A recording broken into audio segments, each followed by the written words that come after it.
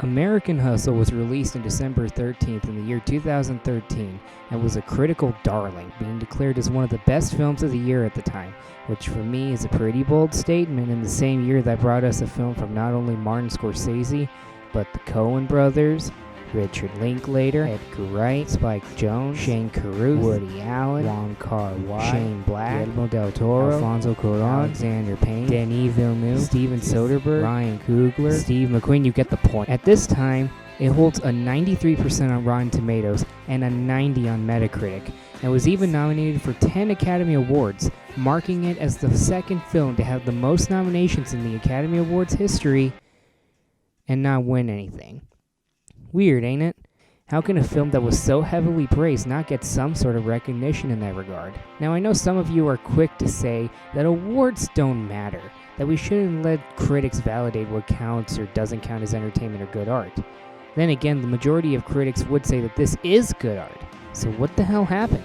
Me personally, I was genuinely excited for American Hustle, having just seen The Fighter, and the trailer, it's gotta be one of the best trailers I think I'd ever seen for a biopic.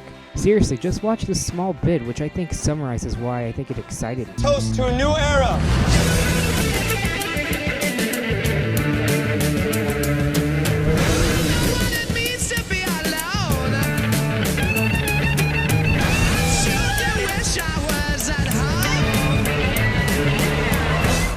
You never took a quarter from a phone booth.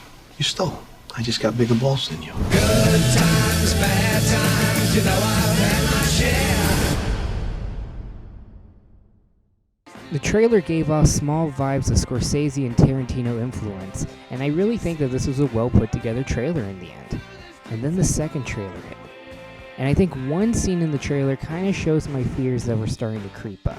We gotta get over on all these guys. That's what we need to be thinking about right now.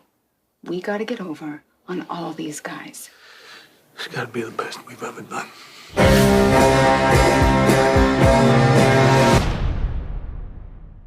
I may be a hypocrite for not liking a lot of repetition, but that small bit, it gave me some small bit of diminished hope.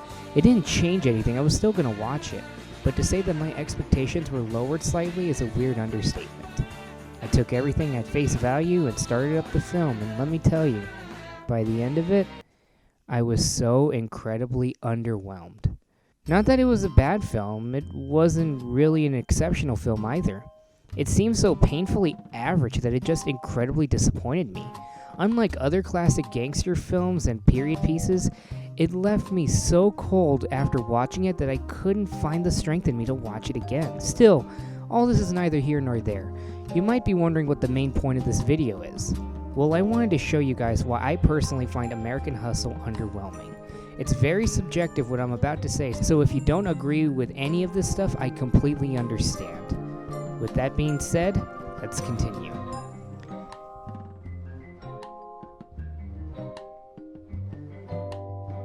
When keeping this in mind, I wanted to go through a few main points. A. David O. Russell's directing. B. The screenplay's origins and changes. C. The acting. D. The editing. And E. The cinematography.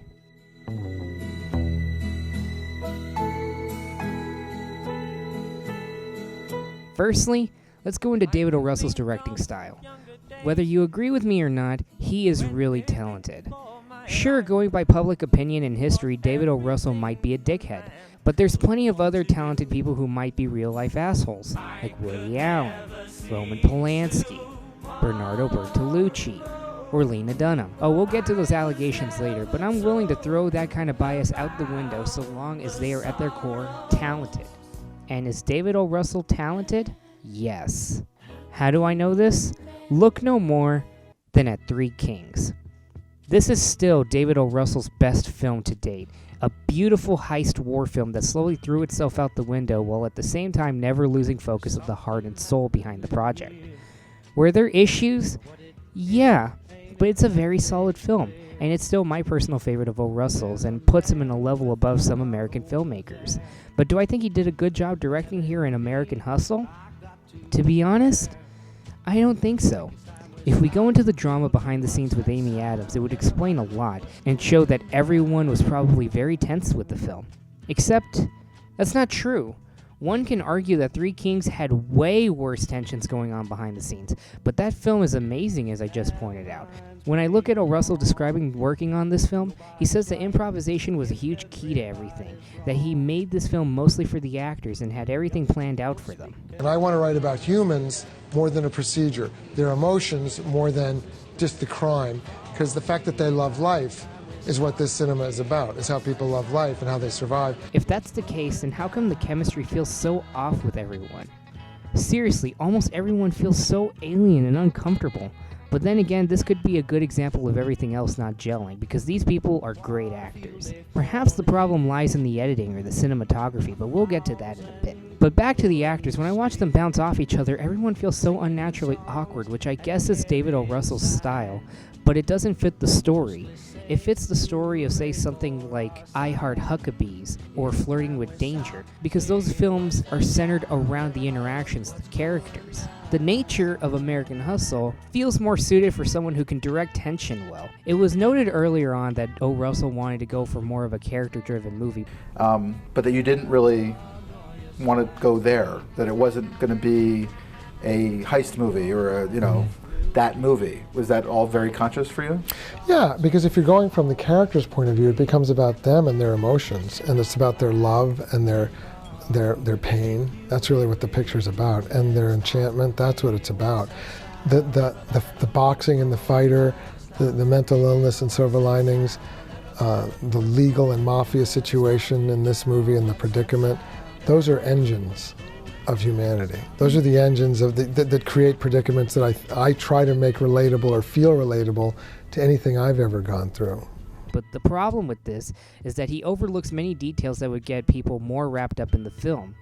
On top of that, it's based on a true story, and that kind of style doesn't work when you're trying to mold in real-life events.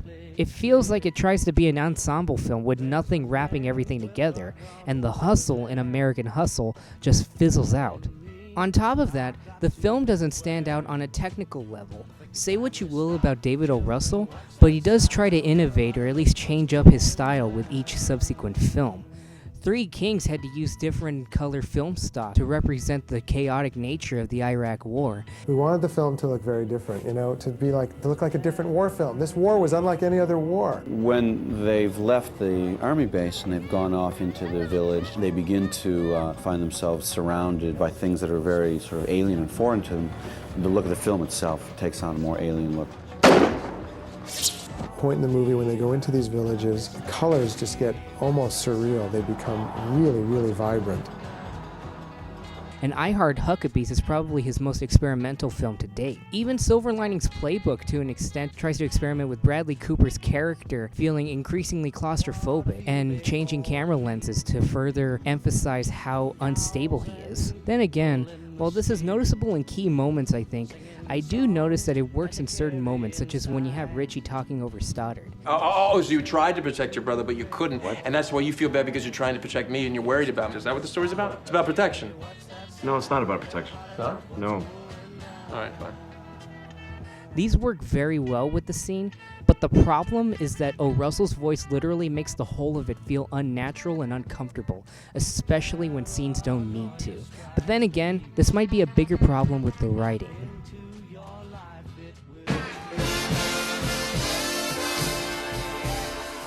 Speaking of, let's go ahead and deal with the second part of this analysis, the screenplay origins of American Hustle, or as it was called before, American Bullshit. In the beginning, this film started off as a blacklist entry written by Eric Warren Singer, the other person that shares the screenplay credit as O. Russell. What happened was that originally this film was going to be directed by Ben Affleck, hot off the town, but due to reasons unknown, Affleck instead opted to take another film set in the same time period, Argo, written by Chris Terrio. Meanwhile, David O. Russell, having just finished up Silver Linings Playbook, was circling around this film and decided to take it. And as a result, he did a complete page-one rewrite of the film that we see right now, from bullshit to hustle. And the writer, Eric Singer, who'd written a very good script, albeit a more historical or procedural script, which is not the kind of picture that I would make. I said that if I could have their permission to rewrite it, as I had done the Fighter and Silver Linings, that it would interest me greatly. On one hand, one can almost excuse this, as when you have an auteur like David O. Russell who wants as much control over his own production as much as possible, it's understandable to change things up to your comfort zone. But did this work out well in the end? Let's take a look at what the two films did differently. For one thing, one film plays out more like a cutthroat gangster film, and the other feels like a very loose ensemble dramedy. How so?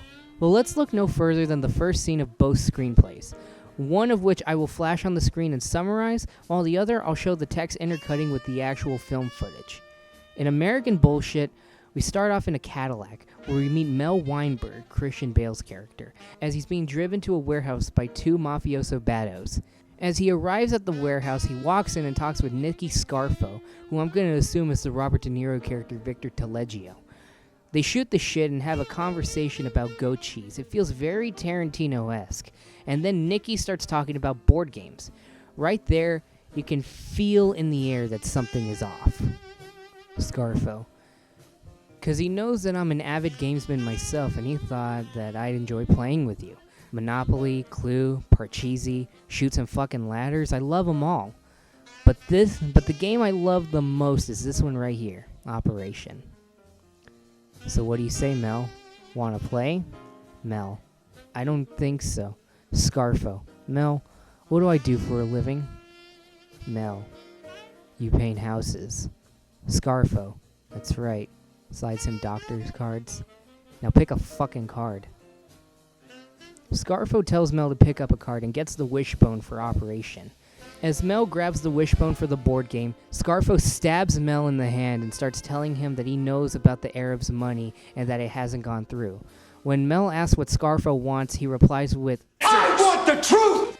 As we suddenly hear from Mel's voiceover, "The truth is bullshit."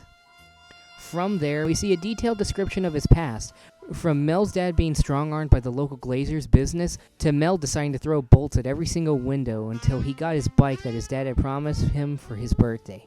Finishing again with, "The truth is bullshit." Fireworks go off. Title card, American Bullshit. Now by contrast, let's go into American Hustle's intro.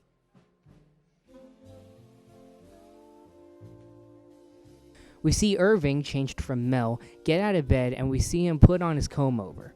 As he walks to the room where he's meeting everyone, Sidney walks in, and the two clearly feel uneasy until Richie, Bradley Cooper's character, comes in, and they start bitching each other out.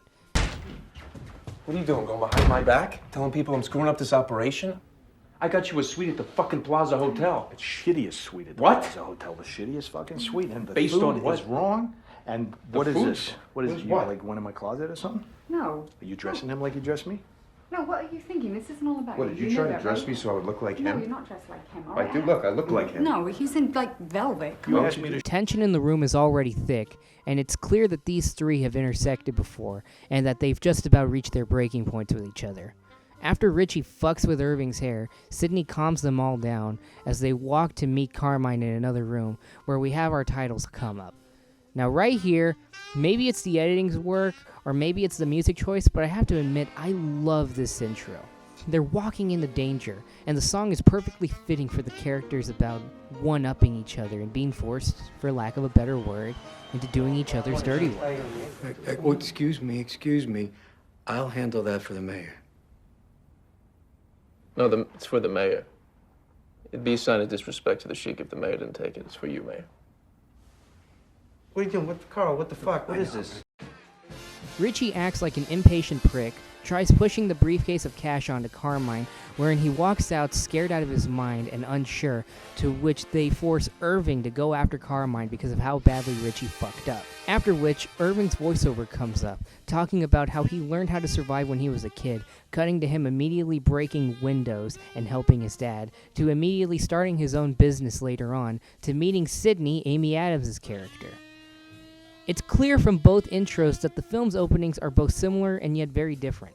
In the beginning of Bullshit, we know that Mel is the central character, and that the idea of the truth is driving the film home. What differs is the general intro. For one thing, we get a better understanding of Mel as a character, from seeing his tragic upbringing shaping him to what he is today, to him in the present having his bad decisions affecting him in the long run. We also have a stronger sense of stakes being made, showing our main character completely confused out of his mind and being thunderstruck with the backstory. We want to know what happened to this character to this point.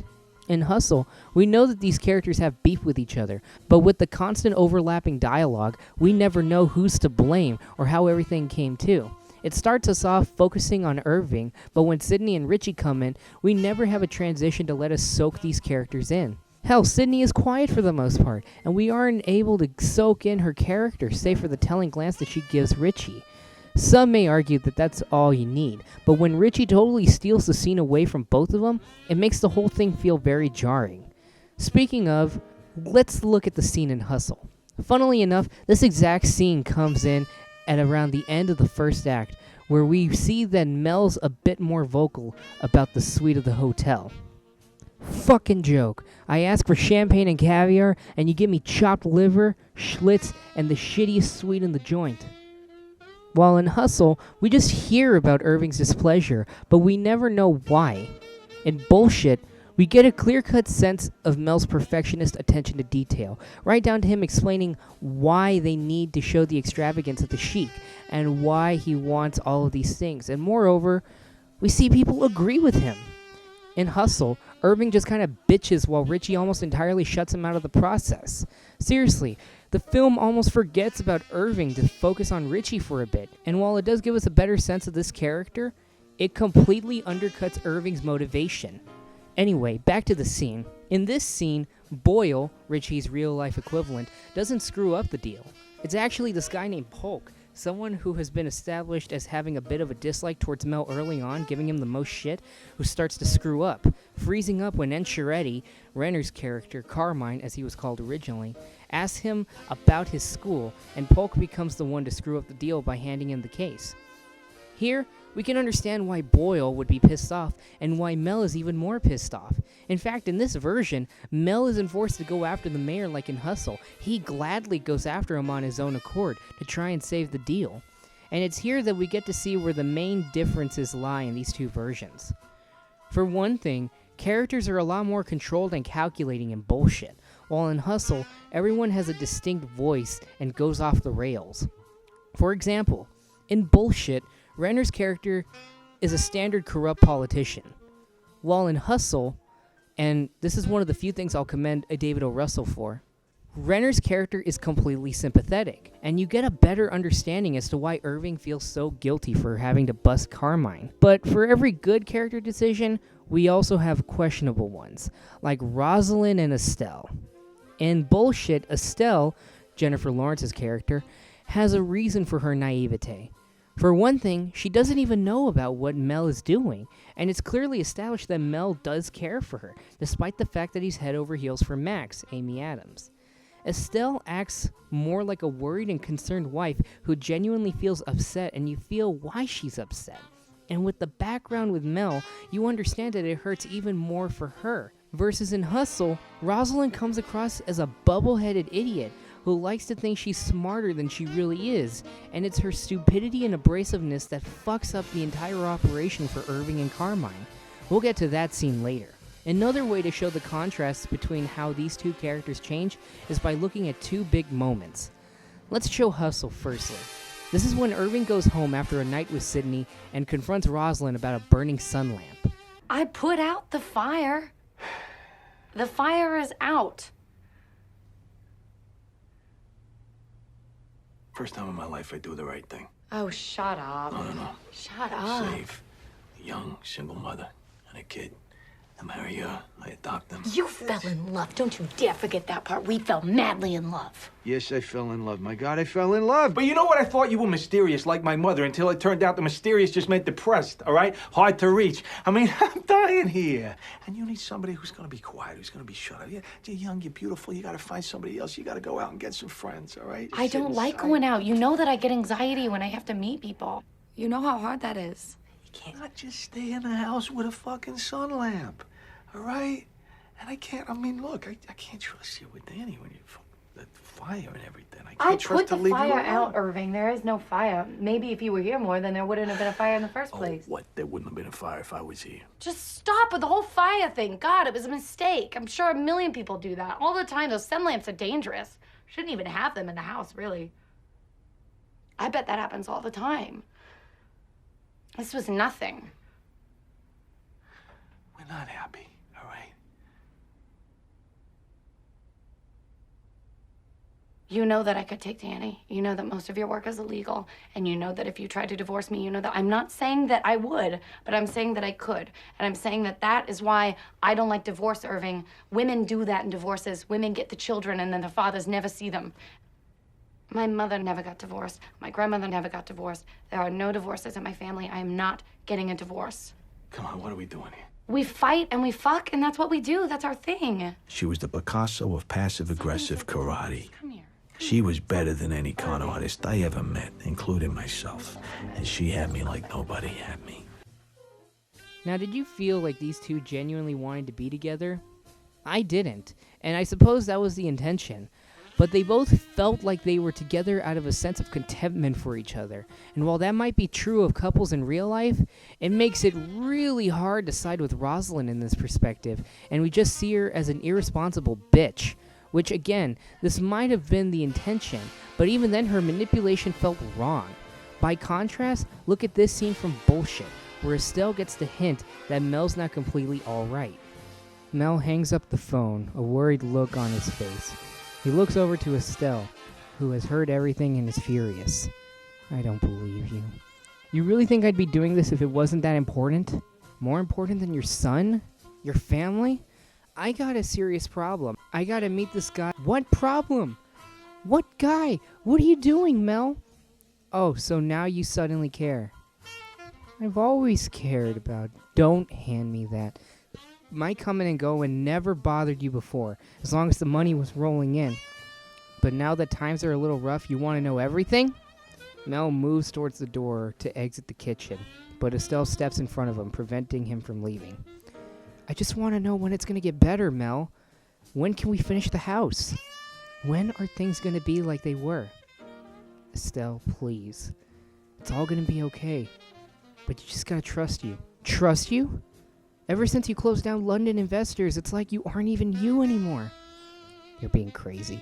You don't think I don't hear you in your office lying to those people you talk to on the phone?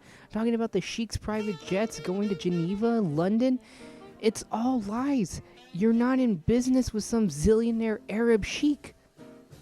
You don't know what you're talking about. I don't? Well, then how come we're living like we're on the edge? I mean, where's all the sheik's hundreds of millions? It's locked up in the banks in his country. I'm helping him get it. Just stop. There's a devastating silence between them. Look, Mel, what you and I got, I know it's not some big love affair. It's a respect for each other. That's what's made our marriage work for the past 15 years. But you can't have respect without trust. We can see Mel wants to confess, but just can't do it. Everything that I am doing right now, I am doing for our family. How am I supposed to know that when I've got no idea what you're doing? It's complicated. Here you can feel the heartbreak in Estelle. You genuinely feel sadness in her words, and you get the feeling that she really wants to make the marriage work. That her relationship with Mel isn't just out of contentment, it's also out of a place of love and respect. Also in Bullshit, it is established early on that the truth is a driving factor, and one subplot that creeps up on Mel, as you saw in that last scene, is that he's got to tell Estelle about Max at some point or another. And the build-up to that, it's almost overpowering. It gets so well set up that when Mel ends up in the hospital after his encounter with Scarfo, and he tells his son that all he's ever done is stolen, he gives Estelle a look, and she just knows. Then, when it cuts to the trial, you hear that she's been set up with Frank Boyle, and everyone's all fine. In fact, she's quote happy. In Hustle, Rosalind just instinctually knows about Sydney, and they both just kind of mad dog each other, and she impulsively hangs out with the mob guy she met at the party. Figured she'd be justified in cheating on Irving because he cheated on her. After that, she literally disappears until Sydney suddenly brings up, There's only one thing that could really fuck this up, and that's your wife. which reminds us, oh yeah, what the fuck happened to her? Well, she sends Danny, Irving's kid, to school, goes out with the mafioso guy. She tells the guy about how Irving is playing both sides, and stupidly spills the beans about every fucking thing. So because of that, it's up to Irving to leave both sides appeased. At the end, Rosalind ends up going with the mafia guy, being an idiot, and leaves Irving a bit of nail polish, trying to be poetic, while Irving throws it away. It's the lack of build-up and investment in this character that makes the conclusion very underwhelming. Finally, let's talk about the conclusions, which has both films ending completely differently. By the end of Hustle, Irving comes clean with Carmine and talks about how he wants to save everyone, to which Irving comes up with the idea for scamming the FBI out of the cash that they were going to pin Taleggio on. They wire the money, but everything goes missing, to which we find out that Irving had planned on Taleggio's accountant to be played by the man who threw the party where he had met Sidney, and the money ends up being sent to Taleggio, clearing everything, and Richie's biggest case ends up blowing up in his face. All his chances at glory are diminished, and he doesn't even take credit for everything he helped set up. In the end, Irving and Sidney sit together and listen to Jeeves Blues as Irving ends the film by saying, The art of survival is a story that never ends. In Bullshit, the story for Abscam ends up breaking, and when Mel wakes up in the hospital, Boyle ends up feeling responsible for Mel's near death. After confessing to Estelle and Willie, Mel's kid, about what happened with everything, him and Max attempt to steal the $2 million from the government so that way they can both make out like bandits. The houseman of the Phoebes gets pissed off, and Mel straight up plays chicken with them.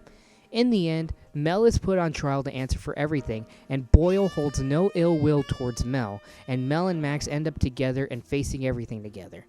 The film ends with Mel being sworn, as the bailiff asks, "Do you swear to tell the truth, nothing but the truth, so help you God?" As Mel looks at the camera and gives a faint smile. End titles. While the ending for Hustle feels more satisfying for everything that's happened, I feel that ultimately Bullshit's ending works, as everyone both comes out of it intact while putting a nice bookend on what happened with everything with a feeling of impending doom. Almost as if everything is wrapped up nicely, not everything is all sunshine and lollipops. Mel knows this and he welcomes it. He's in his comfort zone. Versus in Hustle, everything feels too neat, even with Richie being hung out to dry.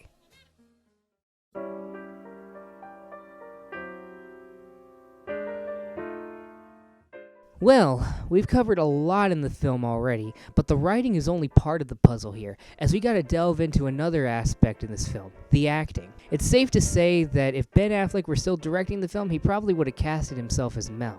But let's erase that thought altogether and just focus on the film that we got. Did these casting choices work with the script they were given by David O. Russell? What we have here, much like the film, is a very mixed bag. Christian Bale does fine with the material that he was given, but ultimately takes a backseat for the majority of the film and feels very tacked on. Really, his defining feature is that he's very visually compelling, but aside from his love for Sidney, he doesn't really have much of a character in a way. The three actors that steal the film, for me anyway, are Bradley Cooper, Jeremy Renner, and Louis C.K.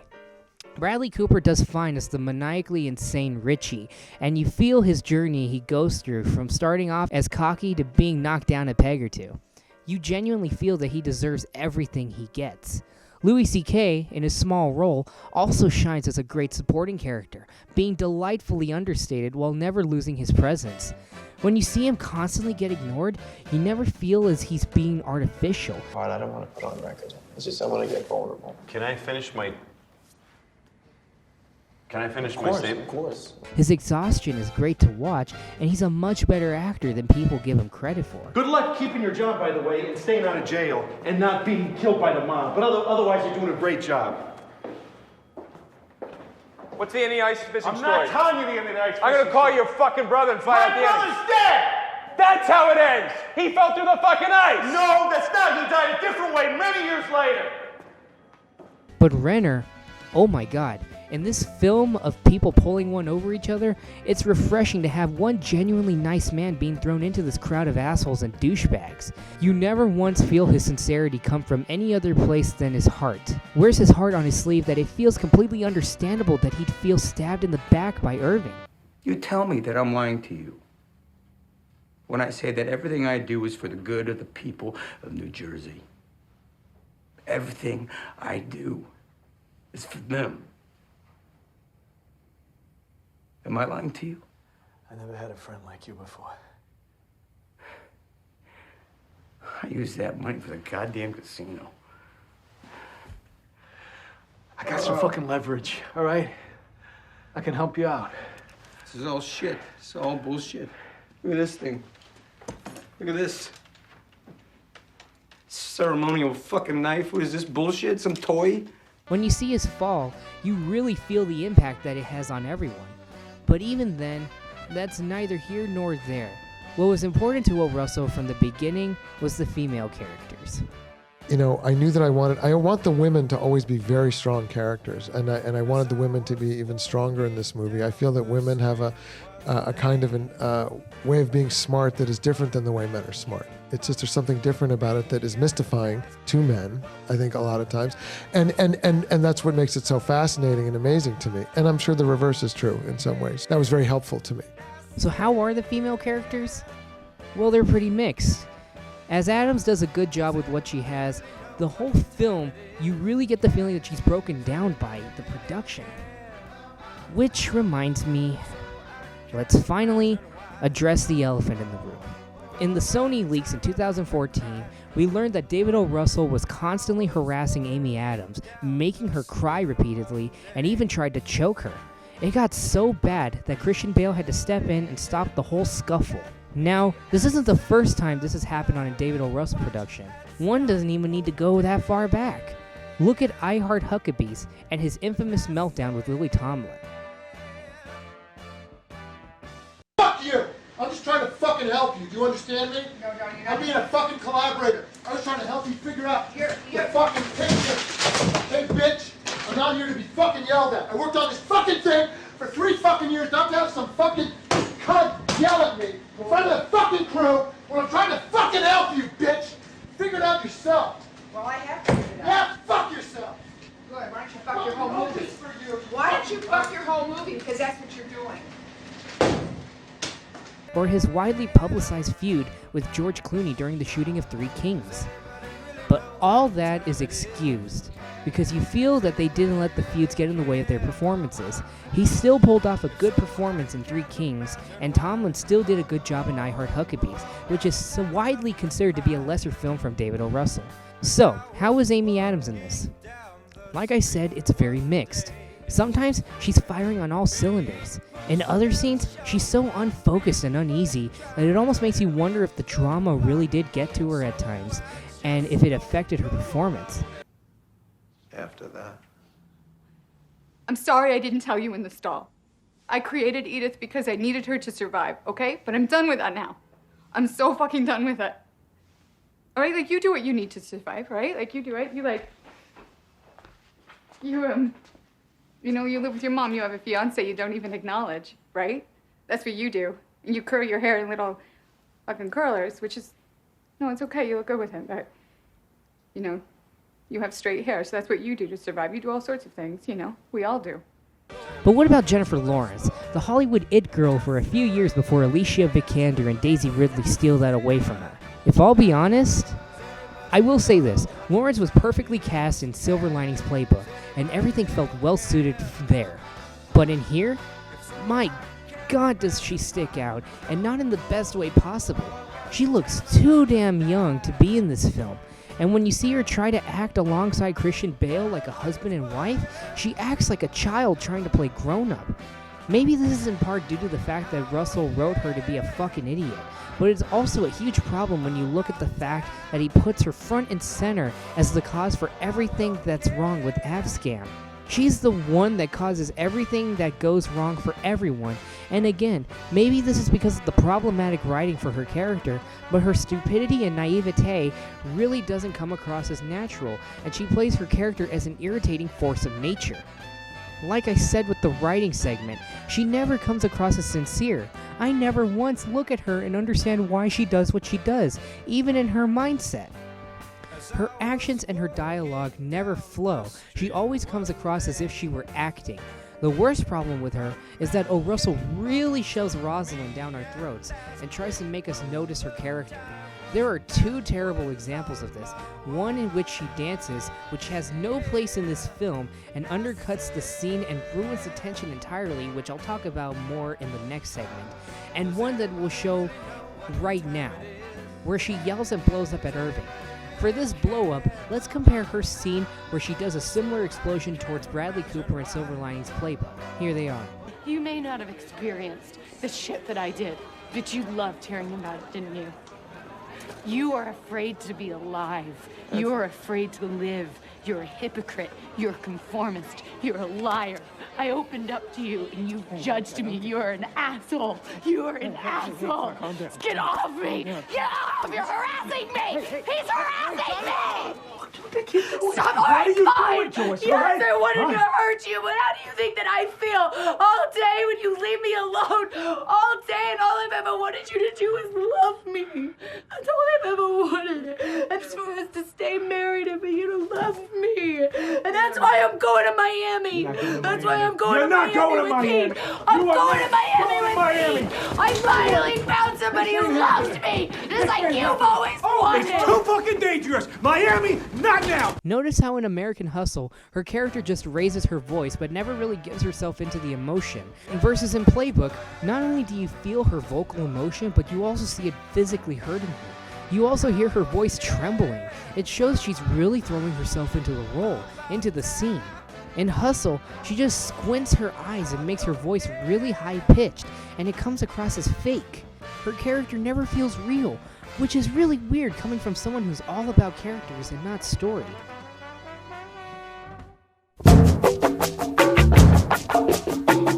But then again, acting is only half the battle, as an actor is made into a legend with the help of some masterful editing. Therefore, let's get into the second most important aspect, objectively speaking, of film production, editing.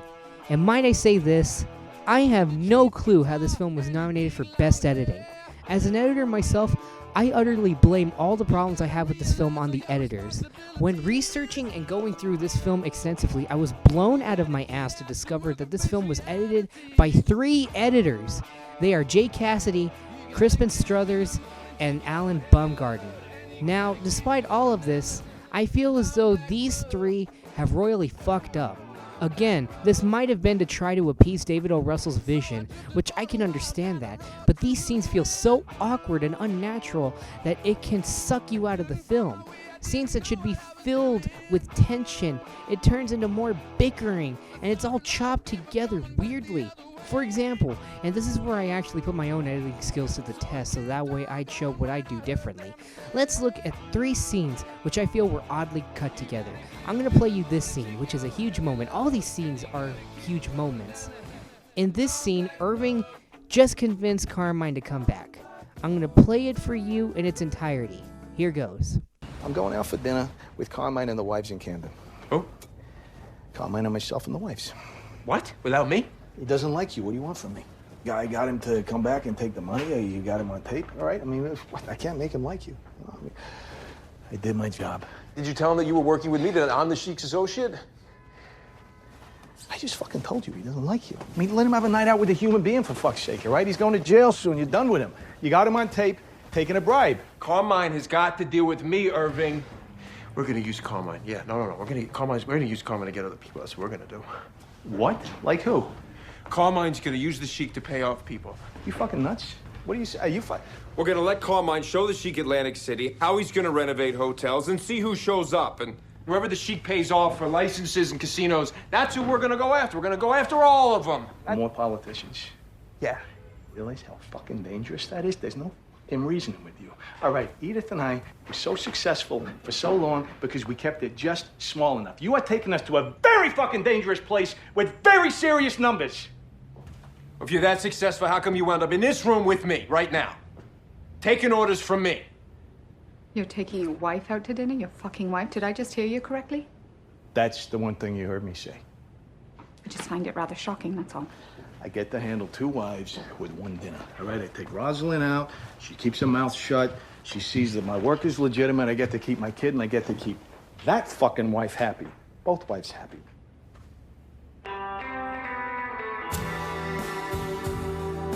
Now that's how the editors did it. This is how I would have cleaned it up, to flow a bit better.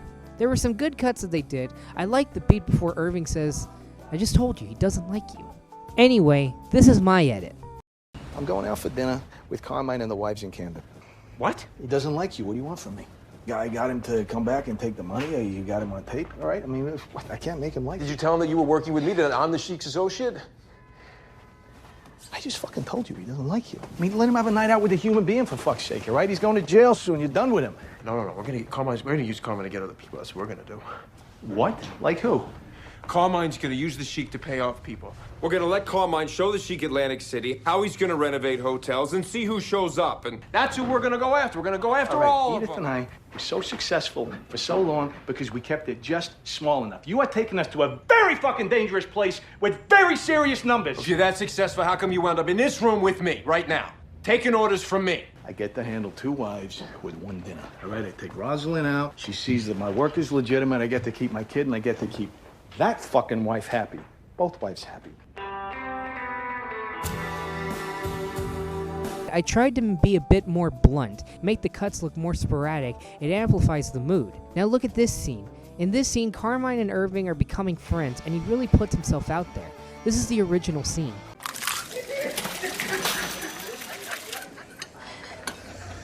Hey, can I ask you a question?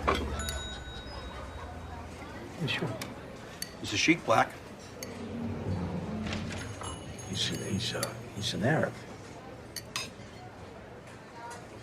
Well, that's black, isn't it? Well, I don't know, maybe it's a dumb question, but I'm just wondering. So why are you asking? I would like to arrange the Sheik to see Camden, to see the people of Camden, the people I serve, the people I love, who are mostly black and Puerto Rican. Herb, I really want him to see how good this is going to be for the community, how ready we are for this opportunity. And he can see how far his dollar will go. You know what I mean? What do you think? Yeah, we can do that. Yeah? You can see Camden, yeah. Good. Oh, hey, I got something I want to give you. Come on. Yeah, I got you a gift. Let's get out of here. Girl's gonna kill it.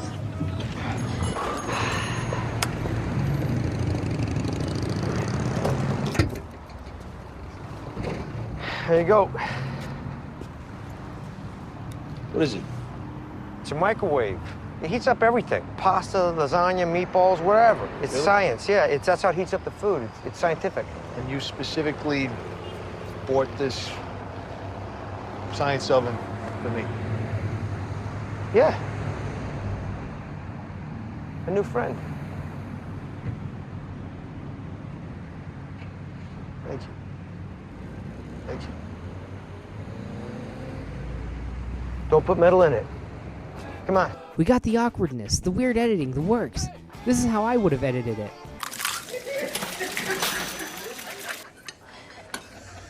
Hey, can I ask you a question? Yeah, sure. I would like to arrange the Sheik to see Camden, to see the people of Camden, the people I serve, the people I love. Herb, I really want him to see how good this is going to be for the community, how ready we are for this opportunity. And he can see how far his dollar will go. You know what I mean? What do you think? Yeah, we can do that. Yeah? You can see Camden, yeah. Good.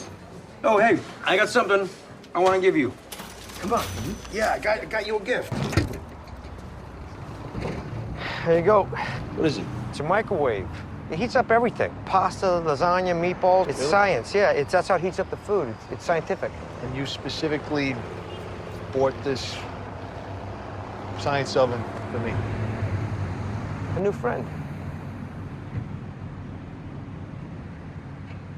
Thank you. Thank you. Don't put metal in it. Come on. Made it short, to the point, but made a large enough of beat to justify its purpose. Now we have this clip. In this clip, we have what is, in my opinion, the worst montage in the film. Here, Irving is being led to the mafioso dude after Rosalind tells him everything. This is the film's edit. Don't hurt him too bad. He's still Danny's father.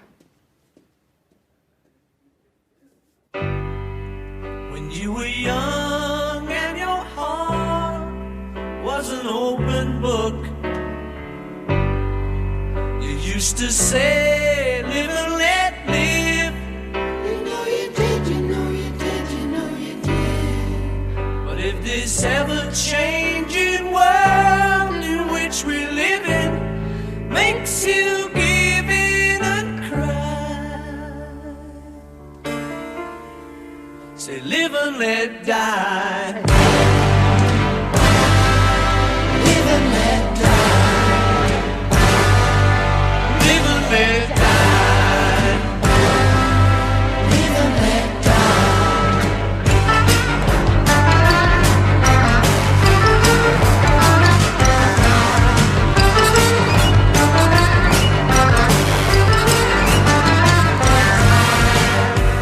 Life is ridiculous. And you know that I would never say anything bad about your father in front of you, but your father is a sick son of a bitch.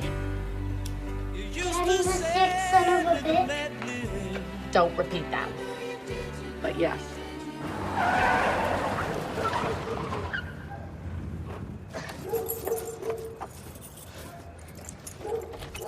Rosalind! Rosalind! This is What? low in our relationship. You know where I was recently? I was in your boyfriend's fucking car. All right, I saw your nail polish. What's this I hear about your curly-haired friend working for the government? But who says this? Who said that? Who said that? Your fucking wife. That's Rosalind? He put a fucking canvas bag over my head! Hey, what the fuck? Shut up. Shut the fuck up. Are you happy now? Because he is trying to kill me! What are you What are talking you about? doing? What do you think you're out of doing? here. Huh? I'm not doing Why are you anything. talking so much? You're gonna get us all killed, Danny. Come here, buddy.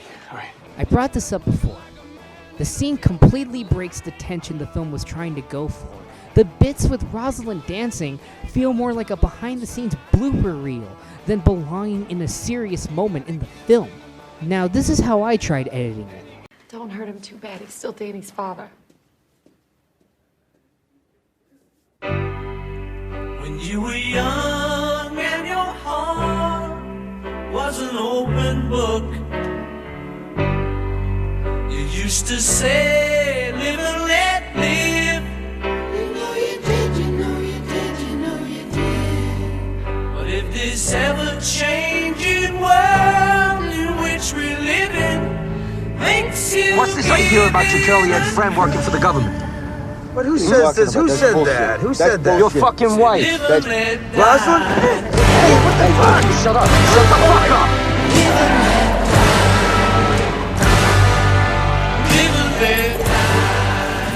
Rosalind! Rosalind!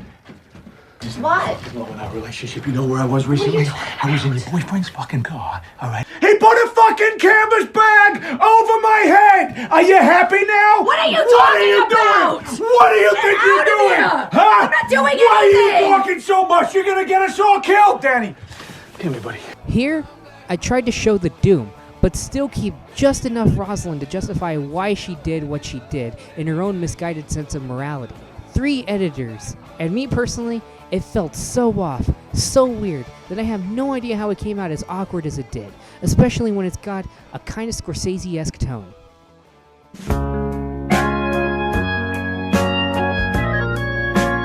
Speaking of, let's get to the final point I have with this film. The cinematography. Now this one is probably the easiest to point out. I just want to say this, I do think that some of the shots were very well done. Like these shots right here are some of my favorite shots in the film. But let's stop beating around the bush here. Literally, with the exception of these shots, every single shot is done on a Steadicam. I'm not even exaggerating when I say this. I went through the entire film in editing, and I went through every single shot. And out of the 1,347 shots in the film, 34 of these are on a tripod. And on top of that, the film is 2 hours, 10 minutes, and 18 seconds in total. How long is the film without those stationary shots? 2 hours, 7 minutes, and 44 seconds. That means the entire total for this film in terms of still shots is this long. Yeah, which isn't a bad thing that not every single shot is stationary.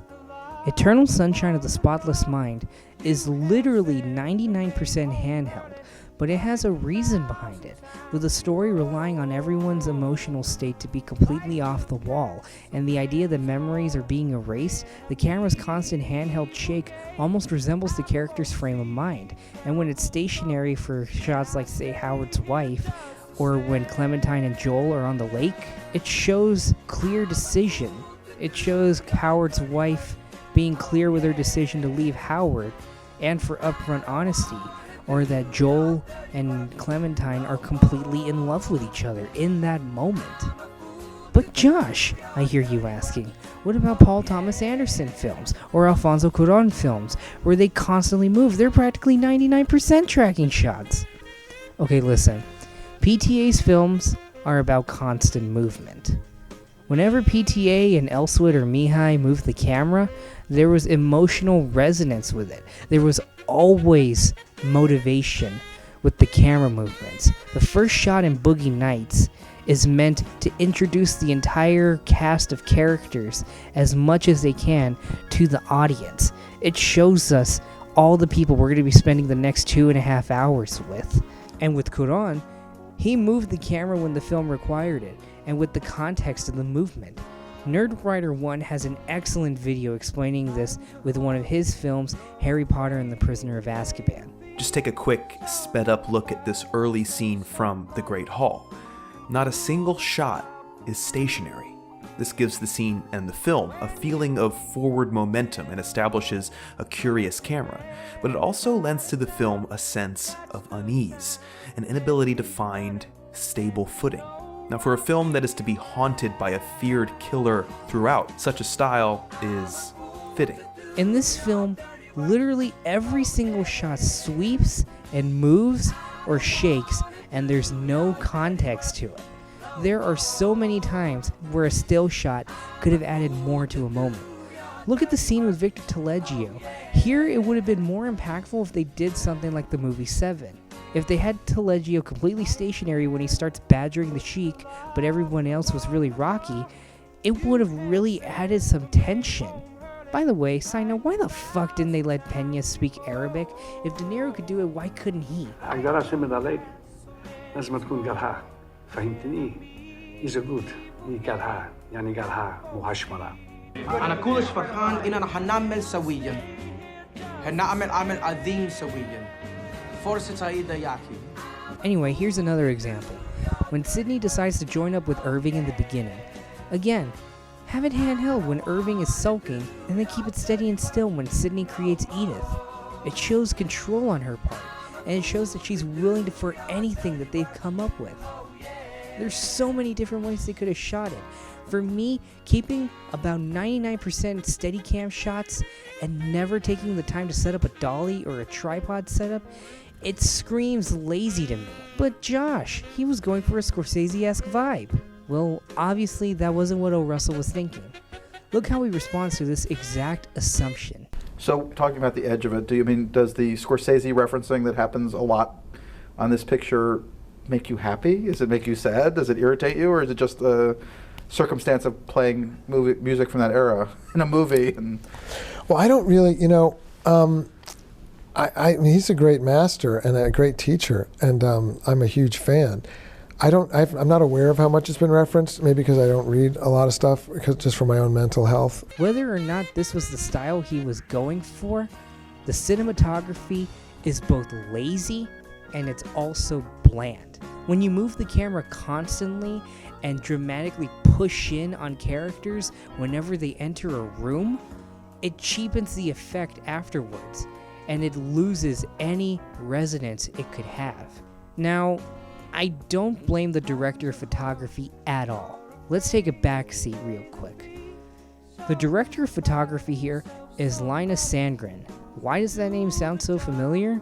Because lately, he's on a winning streak somewhat. Why?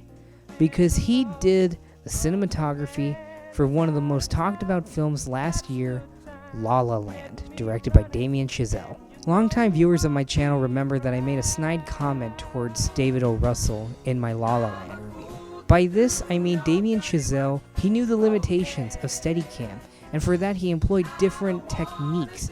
He had the Steadicam on top of a crane, so that way the movement could still be precise. He knew when to move the camera constantly. He knew when to lock it on a tripod. He knew when to keep the camera steady. Here, David O. Russell doesn't have that same discipline, and it's very problematic for the tone of the film.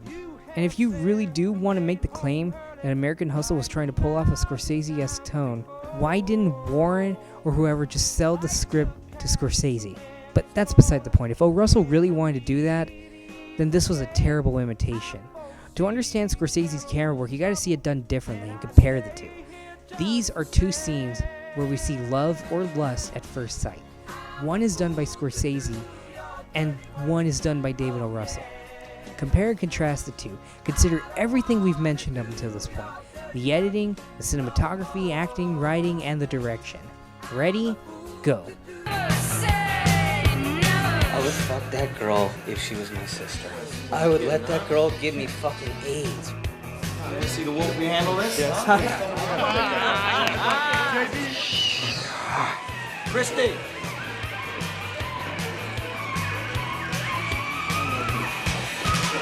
Jordan, this is my friend Naomi.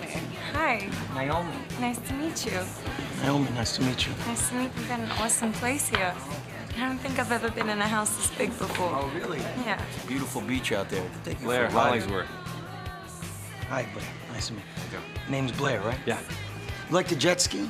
I've never done it before. You've never jet skied in your life? No, I've never jet skied. Never been on a jet ski? No, I haven't. How many times are you gonna ask her? She's never been on a jet ski. I don't know. I might ask her a couple more times. Okay. You know? Sure. Hi, I'm Hildy. Nice to meet Hi. you. Jordan, Teresa need your help. Yeah, I'll be on a couple minutes. Just tell her I'll be on a couple minutes. Why don't you tell your wife that? I might do that, but I'm having a conversation. What, my right You know what? I now. think No, it's- not my I think we should- I think we Just should get finish my going. Wait, where you guys going? We gotta go. We got 2 other parties we're Oh, no, supposed to get We to. can no, stay no, for no. a drink. Yeah, stay for a drink. No, Like man, we got champagne? 2 other parties we're supposed to get to, Well, so. we can stay for a drink. Why don't you let us stay for a little bit? What's the big deal? You like champagne? Right here. Wait, let me- Johnny, what the fuck are you doing, you piece of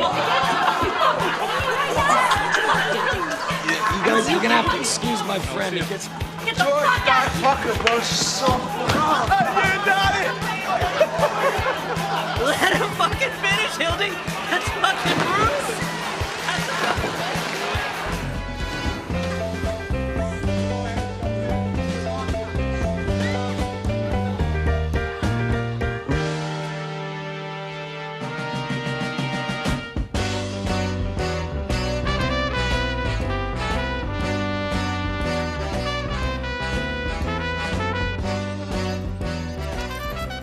Is that Duke Ellington on your bracelet? Yeah, as a matter of fact, it is. He died this year, you know? I know. I doubt anyone else here knows or cares about it. Well, I care about it. He saved my life many times. Mine too. Which one? Cheap's Blues. Chief's Blues. Mm-hmm. Cheap's Blues. Oh, yeah. Yeah. You want to hear it? Right now? Yeah. Sure.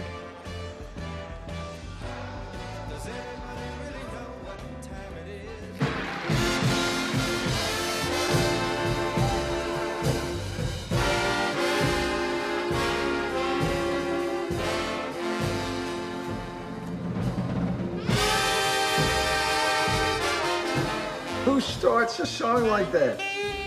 It's magic.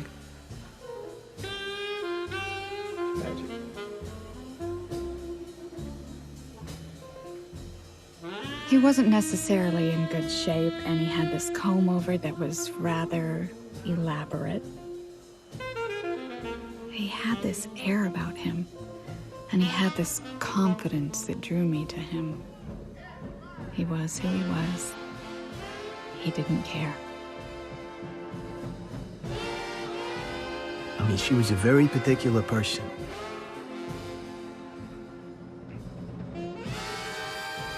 Like me, she had come from a place where her options were limited.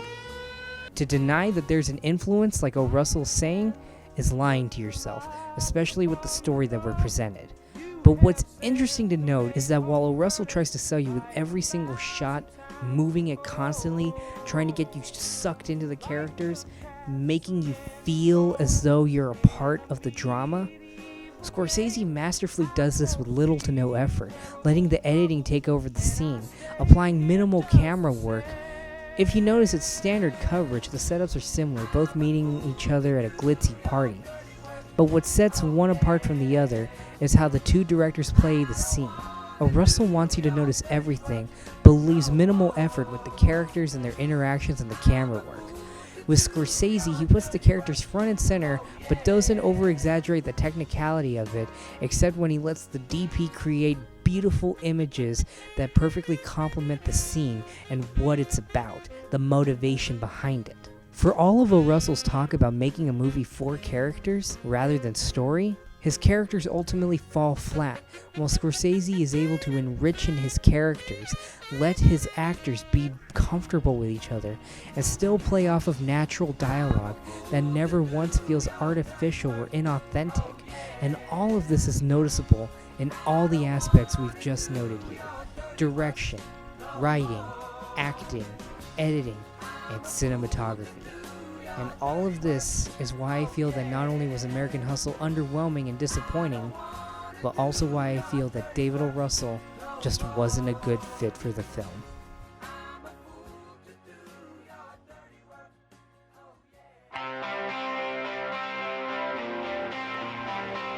Now, I'd like to end this by saying that I don't hate this film. Again, I don't hate this film. I don't dislike it. I still liked it. I just wasn't blown away from it like I expected myself to be. And as much guff as I give this film, there's one scene that I will admit, looking at everything I analyzed here, does show that O. Russell did care enough to at least attempt to try his own thing. And be real enough with his characters like he attempted to be. And that is this scene right here in the bathroom.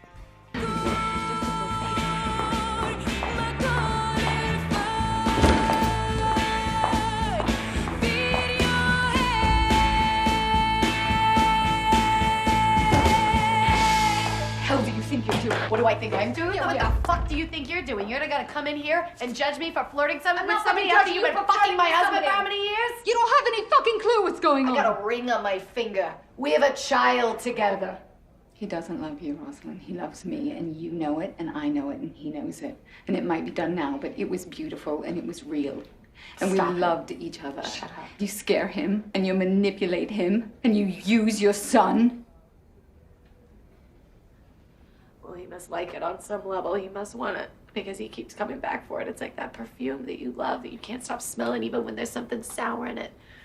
You can't get enough of it. But guess what? He's never going to leave me. He's always going to want me. And I will make you so sorry, Edith. I will make you so sorry for what you've done to my family. Mark my words. That is fucked up. I would never say anything that fucked up to anybody, but you do because you're gross inside. You're so fucked up and gross. Oh, I'm gross inside? Maybe you're gross inside with robbing people and all that shit that you do. Maybe we're both gross inside. That's what Irving loves about us. At least he's consistent. You know, sometimes in life, all you have are fucked up, poisonous choices.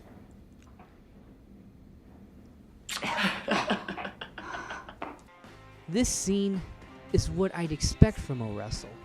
The camera work complements the scene.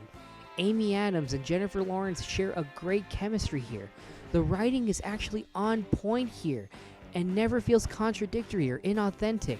The directing feels perfect here, and the editing lets the emotions and rhythm of the shots tell the story. Notice the small subtlety that's employed here, which is Sydney losing the fake British accent because she's that disgusted with Rosalind. Either that was a decision from Amy and no one noticed it, or that was O. Russell's decision, which, if it's either case, that's a smart move. And it's what you call great acting. There's also one other unifying thing that this film does consistently well, and that's the soundtrack, which I've been playing throughout all of this analysis. I really feel that the opening credits is very well done. The placement of Long Black Road was very well suited, and the finale set to ELO's 10583 Overture is one of the most perfect things that O. Russell could have brought to the table. Was O. Russell a perfect fit for this film? I don't think so. But did he bring some good things to the table? I do think so. Again, the music. But there was also Jeremy Renner and Louis C.K. And like I said, that one scene with Sydney and Rosalind. I think the question remains, what director would I have liked to see tackle this project? Well, it would seem easy to assume that I'd want Scorsese to tackle this, and while ideally I think the story was suited for him, I think someone like Scott Cooper or even David Fincher could have done this story justice. Ultimately, this is an average film that shines in a few key moments, but it's a film that I feel could have been so much more in the long run.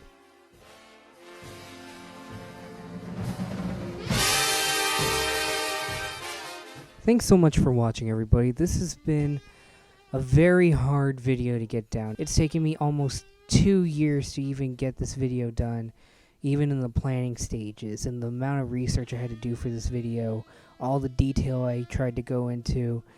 It was very meticulous and very time consuming. I hope you guys enjoyed it, and if you actually did stay here for the very end, I want to give some shout outs to a couple of people that I know. The first is my friend Francisco, who goes by the name SpideyFan2002 on YouTube. He's got a very great video coming soon analyzing the Josh Trank Fantastic Four movie and everything that went wrong in the production, as well as the different version that could have been. Please shed some love his way. It's a very good video from what I've heard, and it's going to be a good one. The other person I'd like to shout out is Nicholas Joseph Lemos, who's a filmmaker friend of mine that I know personally. His first review was up on his YouTube channel called NJCL Reviews, and he reviews the new Christopher Nolan movie Dunkirk. Keep an eye out on his channel because he's set to do a series on Neil Breen films, and it's looking to be pretty damn entertaining if I do say so myself. Please give these people some love, and if you liked everything that I've been doing, please leave a like, a comment, favorite this video, please subscribe if you haven't already, and keep an eye out on this channel. There's going to be a lot of good things coming soon. This is just the first of many reviews that I hope to do now that I'm out of school.